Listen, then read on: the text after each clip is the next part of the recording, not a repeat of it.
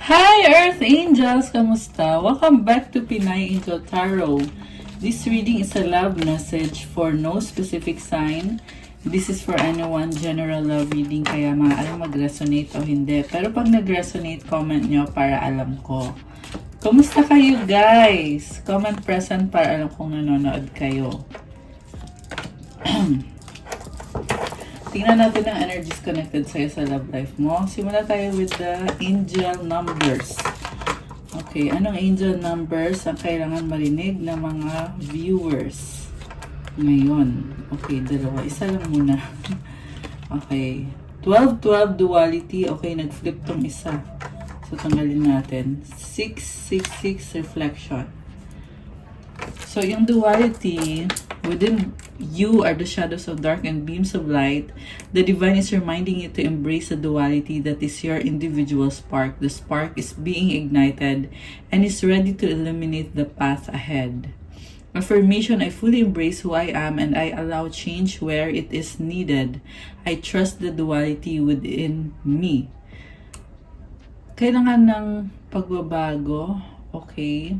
Merong spark sa'yo. So, meron kami na manifest eh. Yung spark sa'yo, yan din yung tumutulong na magbigay ng liwanag kung anong dapat mong gawin. Na depende kung ano yung gusto ng puso mo. Okay? Reflection 666, when you allow time for reflection, you allow yourself to see where inner shifts are needed. It is time for you to look at your beliefs and ask, is this serving me or is it time for me to release this? Reflect, refocus, and readjust. So, kailangan mo mag-reflect, mag-meditate. Try mo din pag-aralan yung mga scriptures, yung galing sa Bible. Kasi, mahalaga yon pag ikaw ay nagkakaroon ng reflection. Kasi, guidance mo yon sa kung ano yung gusto ni God na gawin mo or kung ano yung will niya para sa'yo sa buhay mo, kung nasa ang parte ka man ng journey mo ngayon. So, magkakaroon doon ng pagbabago kapag ginawa mo yon, yung reflection na yon or yung meditation. Tsaka yung pagbabago na yan sa loob ng gagaling. And sabi din dito, tingnan mo doon yung mga paniniwala mo kung nakakatulong pa ba sa'yo or kung hindi na. Kung hindi na nakakatulong, kailangan mo nang i-let go yan at embrace yung pagbabago. Mag-focus ka ulit at mag-readjust. Affirmation: as I refocus on what serves my highest good, I feel myself shift into my highest self. So habang nangyayari yung inner na pagbabago na yan, nagkakaroon ka ng transformation at ito ay makakabuti sa'yo para sa highest good at para sa highest self mo. This is soul healing energy, yung nasagap natin na nangyayari sa'yo. Okay. So from the tarot, you have 9 of air, 4 of fire, 5 of air, the Empress, Page of air.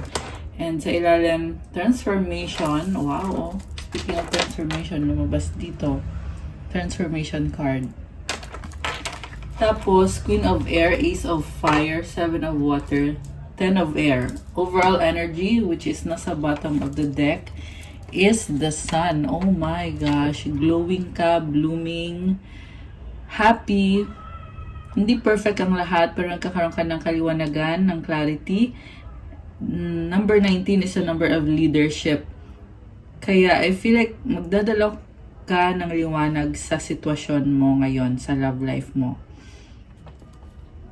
Hindi man perfect ang lahat, pero natatanaw mo na yung future, yung bagong simula, yung chance na ayusin kung ano yung dapat ayusin. Four of Earth. You are still hoping for the best and holding on to this person. Okay. Pwedeng baliktad to guys. Pwedeng ito yung person mo na nag-hold on. Roles can be reversed. 10 of Earth. Merong nag-iipon ng pera at naghahanda. 6 of Fire. Victory. 9 of Earth. The Hermit. Uy, dalawang 9. and the world. Okay, merong travel. Okay. So,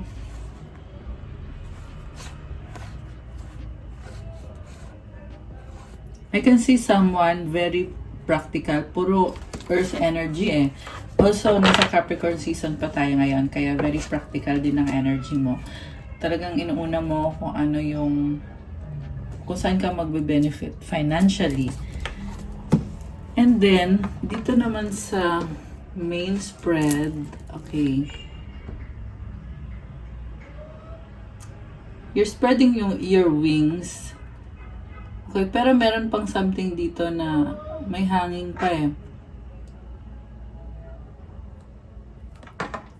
Okay, merong freedom. Parang feeling mo malaya ka. And at the same time, naguguluhan ka kung anong gagawin mo. Masaya ka sa mga opportunity na nagbubukas ngayon. Yung nga lang, may kailangan kang baguhin na sobra kang nag-iingat kasi parang inabuso yung pagiging malaya. Okay, pwedeng ito yung person mo na isang situation or connection na masyado mo siyang binigyan ng freedom. Pero ngayon, nagbabalik or gustong bumalik itong taong to at sobrang nag-iingat. Okay. Merong love dito. The Empress. Baka may kadikang Libra or Taurus. There's also abundance. Okay, nagdadala siya ng abundance sa buhay mo. Itong person na to. Pero, sabi ko nga, nag-iingat. Parang ayaw na niyang magkamali. Nahihiya na siya sa mga nangyari. This is someone na inabuso niya yung relationship or yung connection. Pero ngayon naliliwanagan siya with the Sun card na overall energy as to kung ano yung dapat gawin or kung saan ba siya nagkamali una sa lahat. And Page of Air, sense of excitement and enjoyment, curiosity.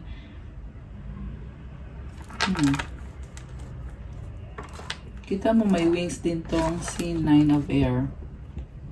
Parang feeling niya dito, feeling niya magaan eh, malaya siya, may freedom siya, hindi mo siya kinokontrol. Okay. So, yun yung one thing na nagustuhan niya sa'yo na hindi mo siya kinokontrol. Okay. Which is inabuso niya yun dati, pero this time, ang nakikita ko kasi gusto niyang ayusin, this person wants to make it right. So, meron siyang ka-deal dito na person na nagpapastress. Okay, nakakatawa. Nagpapastress sa kanya. Also, this is someone, yung person mo. By the way, yung nagpapastress sa kanya is ex niya or someone na karmic connection. Okay. Pero ang nakita ko kasi tapos na sila eh. Tapos na sila ng taong yon or ikaw yung pinili niya, ikaw yung gusto niya. And ngayon, yung person mo natatauhan siya kasi naging masyado siyang logical. Okay, Queen of Air. Yung nga lang parang too late na. Meron siyang owl dito oh. So, owl ba yan? Hindi pala owl to. Anong ibon to? Okay. Ace of Fire. Following their heart, 7 of Water, 10 of Air. Okay.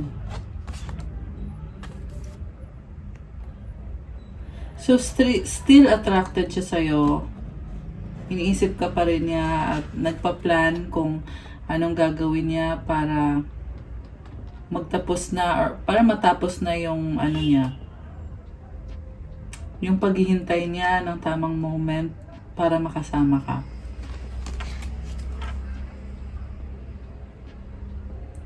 Sobra siyang nag-iingat na ngayon eh.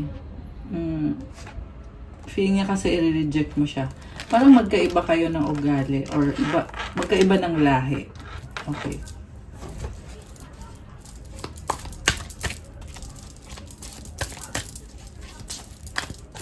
So, Page of Water. Sinasabi dito, anytime ready siya para sa'yo. Okay. Six of Water, nami-miss ka niya. Oh my gosh, sobra siyang emotional ngayon. Alam mo, ang gaan ng energy dito ngayon sa reading natin, guys. Merong mga nagbago sa person mo na kung dati totally nawalan ka ng pag-asa sa kanya kasi nga inabuso niya yung tiwala mo sa relationship nyo. Ngayon nakikita ko mas reliable siya this time. I don't know kung dahil ba nag-New Year, dahil ba nag-Pasko, kaya nagbago yung ugali nitong taong to. Nagbago yung energy niya. Pero nakita ko at the same time na gusto niyang mag-care para sa'yo, gusto kanyang alagaan. And also, this person is really missing you na parang tinitiis na lang niya. Kita mo parang masakit yung tiyan nito, oh. Tinitiis na lang niya yung pagkakamiss niya sa'yo. Okay. So, anong plan nitong person na to para sa inyo or para sa'yo? Okay. Queen of Water. So, nakikita ka niya as someone na mapagmahal. I feel like yung plan niya is pasayahin ka. Okay? Ibigay yung happiness mo. The Fool.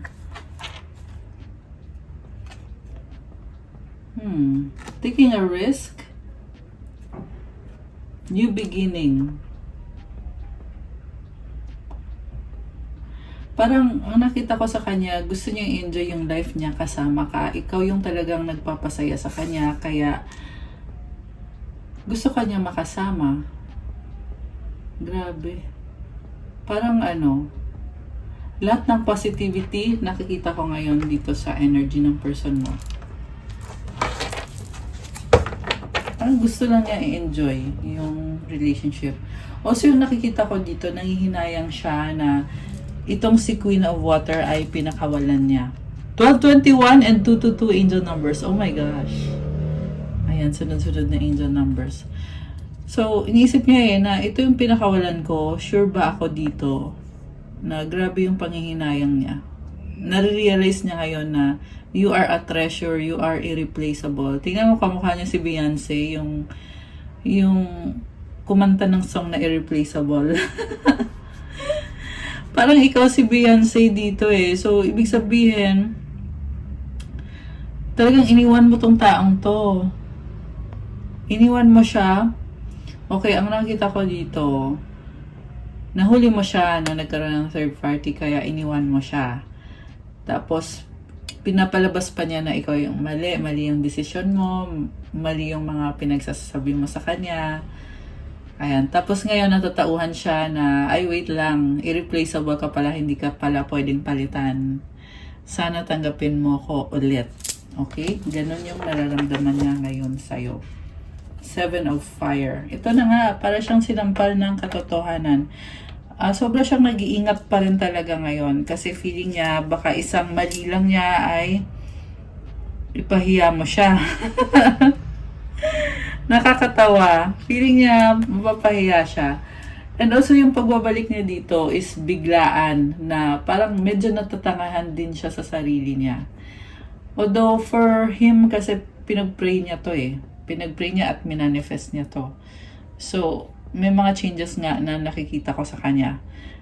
Very, kagaya ng unicorn na kakaiba yung mga gagawin niya this time. So, nakakaloka. Yung nakita ko kasi dito, pabigla-bigla siya eh. Na bigla na lang gusto niyang kontakin ka or gusto niyang tumawag sa'yo or magpunta sa'yo para makita ka, makausap ka. Okay. Two of Water. So, ito na nga, it's showing me now na nare-realize niya na soulmate kayo at kahit iba yung paniniwala niya sa paniniwala mo ay mahal na mahal ka niya. Oh my gosh, 444 angel numbers. Ayan guys. Another angel numbers yung nakita ko sa screen. Messenger of Water. May gusto siyang sabihin sa'yo or gusto niya makipag-usap sa'yo or nag-usap na kayo. And dahil sa mga pag-uusap na yan, nagkakaroon na ng changes. Meron ditong Nautilus shell na symbol. Oh. So, there's already been lots of transformation dahil sa mga pag-uusap ninyo. Or, posible din tong nanghihingi siya ng advice at yung mga advice na yon ay nakakatulong sa kanya para baguhin or ayusin yung sarili niya kasi gusto niyang bumalik sa'yo kasi nakikita ka niya ngayon bilang soulmate niya at divine feminine ka at naku-curious siya sa'yo na na-attract din siya sa'yo physically. Okay, actually more than just physical, but there is the attraction na on the soul level. Okay. So, okay. After ng mga realization niya, okay, ano ngayon? Tingnan natin. Bakit andito si the Empress? Nine of Fire. Alam mo, parang may sisihan pa dito.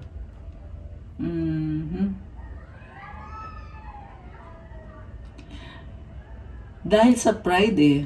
Okay? And also may mga star siya oh. So, yeah, I feel like ito yung pride niya eh, na meron siyang mga stars. This is also a number of completion na may mga bagay na nag-effort siya or pinaghirapan niya. Possible na itong relationship na to or connection na to ay para sa kanya, iniingatan niya to, pinaghirapan niya to. So, yun din yung gusto niyang ipakita sa'yo na iniingatan niya yung relationship na to. Okay. Isa pa nga. Huwag na lang sana mapunta sa sisihan. Kasi nakita ko eh, parang sinasabi niya dito,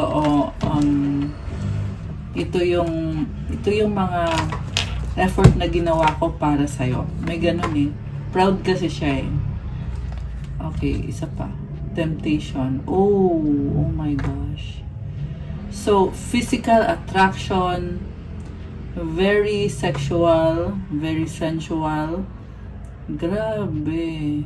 Parang forbidden fruit oh. So, alam mo, hindi na niya matiis, namimiss ka na niya. As in. Tingnan mo siya oh. Mag-emote siya dito eh, na kailan kaya kita makikita ulit, makakasama.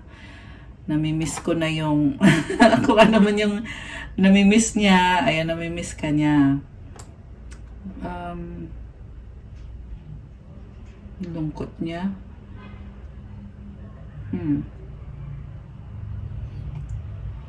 So, grabe. Grabe yung attraction nitong taong to sa'yo. Okay? That's the reason kung bakit nandito yung The Empress. Divine Feminine, sa'yo lang niya naramdaman yung attraction na yan. Okay? Ingat lang guys kasi may nakita ko iba sa inyo ay mabubuntis. Okay? So, kung gusto niyo mabuntis, well, congrats. Pero kung hindi naman, so, ayun, alam mo na. Oh my gosh! Emperor! Guys! So, alam mo, parang nahihiya pa siya eh. The Emperor is showing up with the King of Fire. Very fiery, passionate. Oh, bakit may 3 of Air dito? May ibang tao. 5 of Fire. Alam mo, makikipag-away siya kung may iba ka na. Yan ang sabi dito. Siloso ba tong person mo? Okay. Kasi merong away-away, gulo-gulo. So, inangkin ka na daw niya eh. Ayan. Alam mo ba to? Na inangkin ka na niya. Kasi sinasabi dito eh na siya yung divine counterpart mo. At kung sino man ang taong makikialam or yung hahadlang sa inyo or nalapit sa'yo, ayan, talagang makikipag-away siya. Literal. Okay, grabe. Grabe, intense nun ah. Kasi nga, para sa kanya, you are very special. You have a very sacred relationship. Gusto niya na yung katawan mo ay sa kanya lang. Ganun. Ganun yung nararamdaman nitong person na to. Okay. So, ikaw naman, tingnan natin.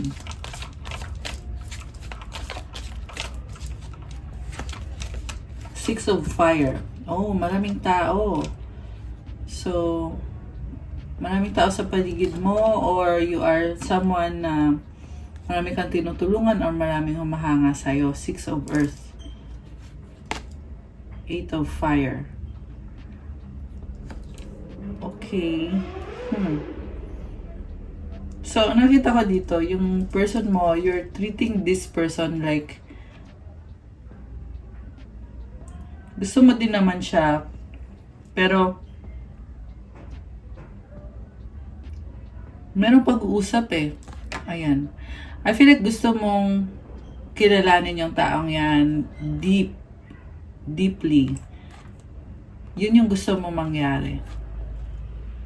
Through pag-uusap, talking to him, getting to know him, spending time with him, sharing your time with each other. Ganon yung nakikita ko dito na gusto mong mangyari, na mag-date kayo or mag-travel kayo together. Ayan. So, merong travel. Okay. Yung iba ay by boat or baka international na travel. Or pwede din naman sa air. Kasi hot air balloon, di ba? Okay. Travel, yung gusto mo mangyari. Mag-travel kayo or kilalanan nyo yung isa't isa. Mag-usap kayo, magsama kayo. Ganun yung gusto mo. Okay. Seven of Earth. Invested ka din sa kanya. Nine of Earth. Pero, ayun lang, ito, invested ka, pero more on, inuna mo yung sarili mo. Single ka dito eh. So, gusto mo mag-spend time, pero ayaw mo muna mag-commit kasi may priority ka, which is kaperahan mo, Two of Earth. Yung basta nyo ay juggling, baka doble-doble yung trabaho nyo. So, you have a lot of time para sa kanya. Pero when it comes to commitment, I feel like that is something na kailangan paghirapan muna bago mo ibigay ulit sa taong to. The Star. Wow! Three of Water. Okay, you are there para sa kanya. King of Air. Oh, merong energy na Aquarius, Gemini, Water sign, Cancer, Pisces, Scorpio. Actually, lahat naman ng signs andito. Yung malalakas lang yung binanggit ko. Meron ding Leo energy, Aries. Okay, Earth sign, Capricorn, Taurus, Virgo, Fire sign, Aries, Leo, Sagittarius, Air sign, Gemini, Libra, Aquarius. Lahat naman. Lahat nandito. Okay. So, Star, King of Air, Magician. Oh, wow. Manifestor. This is someone na creator. Manifestor. Grabe, ang ganda ng energy, oh.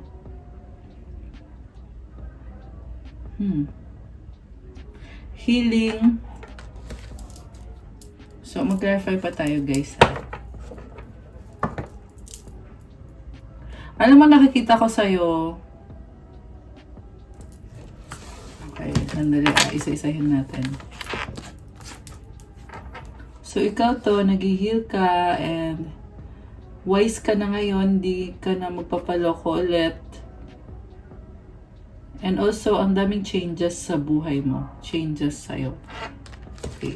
Ang dami mong improvement sa sarili mo. Nag-glow ka eh. Nag-glow up ka ngayon. Ano outcome dito?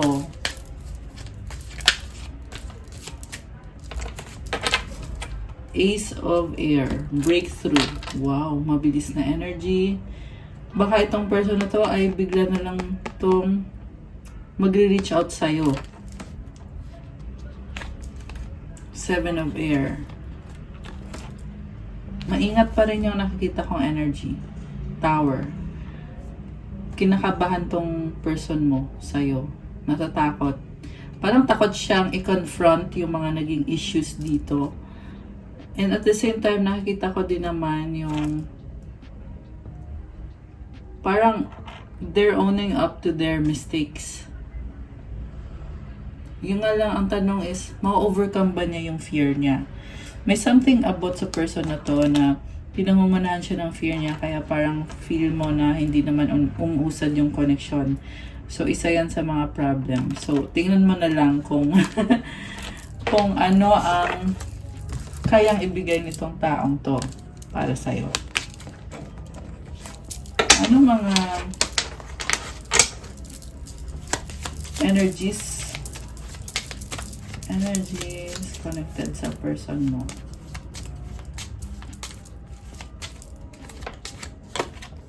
Locket.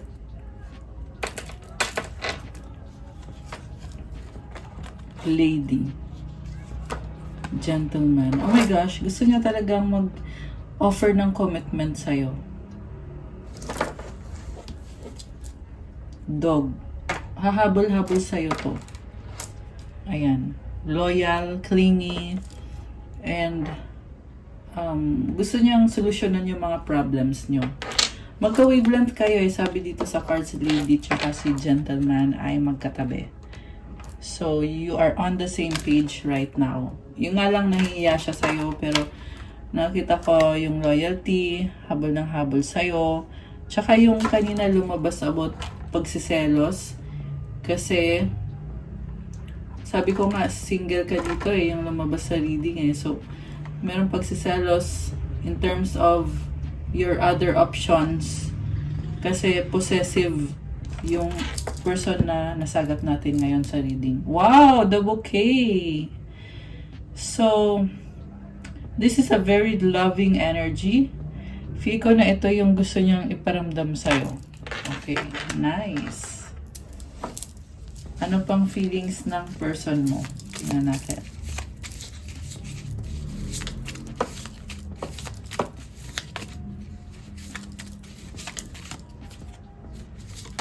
Ay, ito nalaglag. Only time will tell. Oh my gosh. Ano ba yan? Time will tell. Parang walang pakialam. Okay. Yan yung na-feel ko dito. Siguro nga pabago-bago ng isip tong person mo. Kasi alam mo yung ramdam niya na nagkikare siya sa'yo. Tapos biglang ito, sasabihin, only time will tell. So parang walang pakialam. Yan yung na-sense ko dito. Pero tingnan pa natin. Isa pa. Criticizing one another will only lead to further unhappiness. Love and accept each other as you are, and your relationship will magically transform. So, feeling daw niya ay masyado mo siyang kinikriticize. Dapat daw ay magmahalan na lang daw kayo. Okay? Pero, feel like hindi kayo nagkakasundo talaga. Kasi, parang, kanina nakita ko naman na they want to take accountability. Pero, at the same time, may mga doubts. Baka nga may ka-deal ka na pabago-bago ng isip. So, i-consider mo din yon sa mga magiging desisyon mo. Okay. Remember na you have the freedom no matter what. Kung ano yung magiging desisyon mo. Releasing, letting go, moving on, walking away. Okay, you are letting go of the person. You are releasing. Grabe. Kaya siguro na habol to sa'yo kasi nirelease mo na siya. Confessions, unveiling, coming clean, messages. Chemistry, attraction, spark, passion. Ayan, gusto niya talagang mag-confess sa'yo. Para, kasi gusto ka niya makasama. Okay? Ano advice? Kuha muna tayo ng message. Anong sasabihin niya sa'yo?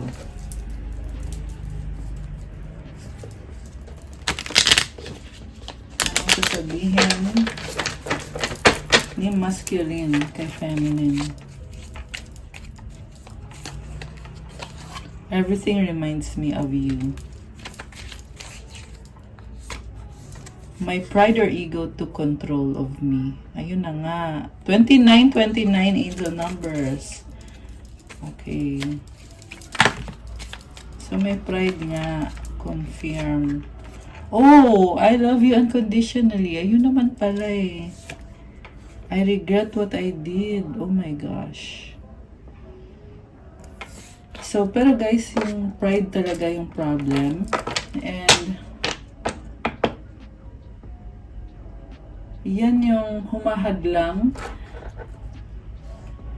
Yan din yung kailangan solusyonan dito sa mga nasagot natin sa reading. Ayan, sensya na naputol yung video. So, I was saying na ito nga talaga yung magiging factor kung magkakatuloyan ba kayo o hindi. Kung kaya ba isa't aside yung pride or hindi. So, good luck sa inyo. Yun lang naman ang masasabi ko. Good luck.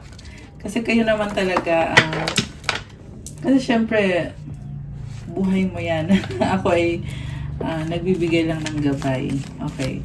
So, ikaw naman, ano ang gusto mong sabihin kay masculine? Ano gusto mong sabihin ni feminine? I need your time and commitment. So, nagkulang siya sa time at sa commitment. Hindi niya na-prove sa'yo na may time siya sa'yo, na may paninindigan siya. Aquarius. Okay. Baka may kadik kang Aquarius, or Aquarius is also healing energy. Leo. Ayan. So, kung hindi mo yan sun sign, tingnan mo sa birth chart mo. Or sa birth chart ng person mo. Okay. Ano pa? I pray about you. Grabe, oh. So, ganun mo siya pinahalagahan na pinipray mo siya. We are healing and learning with all of this. Sabi ko nga, Aquarius is healing energy. Ikaw yung kind of person na lagi mo siyang pinipray. Na kahit magkaaway kayo, lagi siyang nasa prayer mo kung ano yung pinaka-best para sa kanya. Na i-protect siya, i-bless siya. Pinipray mo yun. Nag-heal kayo pareho. Okay. You make me happy. Okay, ano pa message mo? Message ni feminine para kay masculine. Oh! Ang grabe. Kanina siya may I love you, tapos ikaw may... Hindi, mali. May I love you unconditionally. Siya. Ito pala yung sa kanya. Oh. Ito yung message ni masculine, I love you unconditionally. Unconditionally, sorry, nabulol. Tapos ito naman yung message ni feminine para kay masculine, I love you. Ayan. So, nagmamahalan pa rin kayo. Grabe. Ano pa ba mga ganap dito sa connection na to? O yung mga energies na hindi pa natin nasabi. Tingnan natin.